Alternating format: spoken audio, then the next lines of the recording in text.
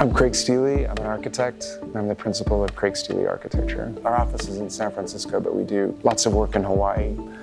My three sort of most recent projects that I think kind of really get to what is important to me about what we're doing in Hawaii. One of them is the Musubi House, the Popolo Homestead, and the Defin House.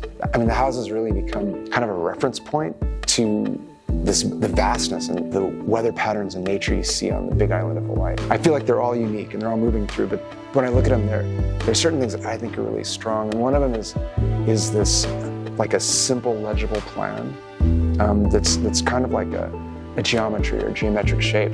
There's a strong legibility in all of these places. There's not a lot of little rooms. They're all like under 2,500 square feet.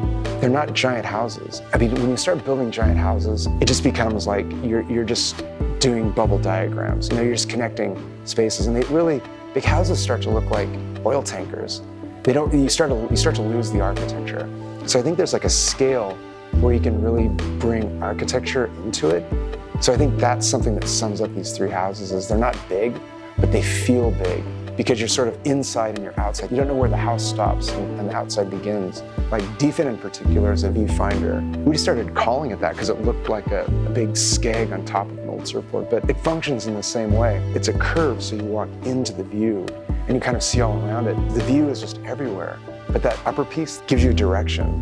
Popolo Homestead, we call it a homestead because it's round and it feels like, you're just circling the wagons. And it really works as like a sundial. It has an expansive view all the way around. So it's sort of like with the sun and these sort of pieces radiating out of it, it sort of creates these zones through the day.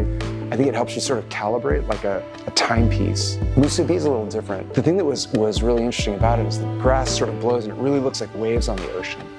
And the weather comes in, so seeing this house sort of like a ship on this sea of grass became kind of like an idea in the back of all of our heads, I think, when we were designing it. But the most interesting thing is when clouds kind of come through, and the clouds will literally roll over and in through the house. Those kind of things like that, really becoming like aware of where we are.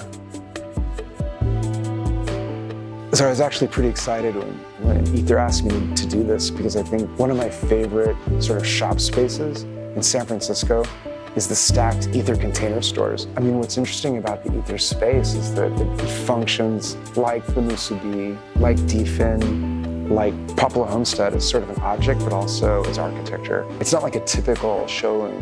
Inside space, also outside form, but both of them, I think, promote this connection to the outside. I think what happens a lot of times, you do a house and someone sees that and they're like, oh, I love that house, do that house again. And that's, I think, the beauty of the clients that I've had is they want to be on this journey. They want to see where these ideas are going and traveling.